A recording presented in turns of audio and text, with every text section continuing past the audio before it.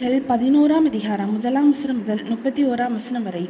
கள்ளத்தராசு கர்த்தருக்கு அருவருப்பானது, சுமுத்திரையான நிறைகல்லோ அவருக்கு பிரியம்.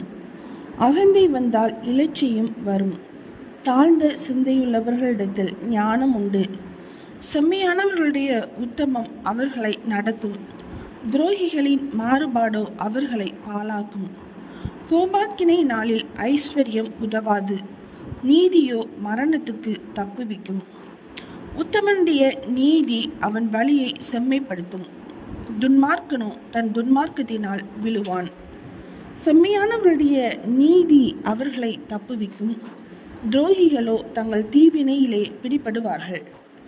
துன்மார்க்கன் மறைக்கும் போது அவன் நம்பிக்கை அழியும், அக்கிரமக்காரரின் அபேட்சை கெட்டுப்போம்.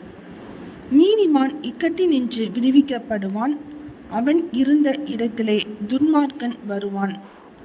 மாயக்காரன் தனக்கு அடுத்தவனை வாயினால் கெடுக்கிறான், நீதிமானோ அறிவினால் தப்புகிறான். நீதிமான்கள் நன்றாயிருந்தால் பட்டணம் கலிகூரும், துன்மார்க்கர் அழிந்தால் கெம்பீரம் உண்டாகும். செம்மையானவர்களுடைய ஆசீர்வாதத்தினால் பட்டணம் நிலை பெற்றோங்கும், துன்மார்க்கருடைய வாயினால் அது இடிந்து விழும். மதிகெட்டவன் பிறனை அவமதிக்கிறான், புத்திமானோ தன் வாயை அடக்கி கொண்டிருக்கிறான்.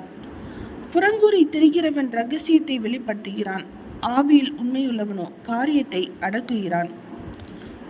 ஆலோசனை இல்லாத இடத்தில் ஜனங்கள் விழுந்து போவார்கள், அநேக ஆலோசனைக்காரர் உண்டானால் சுகம் உண்டாகும். அந்நியனுக்காக பிணைப்படுகிறவன் வெகு பாடுபடுவான், பிணைப்படுவதை வெறுப்பவன் சுகமாய் இருப்பான்.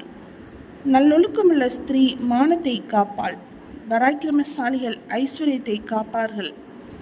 தயையுள்ள மனுஷன் தன் ஆத்மாவுக்கு நன்மை செய்து கொள்கிறான், கடூரனோ தன் உடலை அலைக்கழிக்கிறான். துன்மார்க்கன் விருதா வேலையை செய்கிறான், நீதியை விதைக்கிறவனோ மெய்பலனை பெறுவான். நீதி ஜீவனுக்கு ஏதுவாகிறது போல், தீமையை பின் தொடர்கிறவன் மரணத்துக்கு ஏதுவாகிறான்.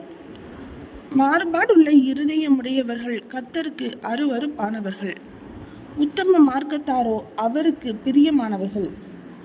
கையோடே கைகோர்த்தாலும் துஷ்டன் தண்டனைக்கு தப்பான், நீதிமான்களுடைய சந்ததியோ விடுவிக்கப்படும். மதிகேடாய் நடக்கிற அழகுள்ள ஸ்திரீ பஞ்சியின் மூக்கிலுள்ள பொன்மூக்குத்திக்கு சமானம். நீதிமான்களுடைய ஆசை நன்மையே, துன்மார்க்கருடைய நம்பிக்கையோ கோபாக்கினையாய் முடியும். வாரி இறைத்தும் விருத்தி அடைவாரும் உண்டு, அதிகமாய் பிசினித்தனம் பண்ணியும் வறுமை அடைவாரும் உண்டு.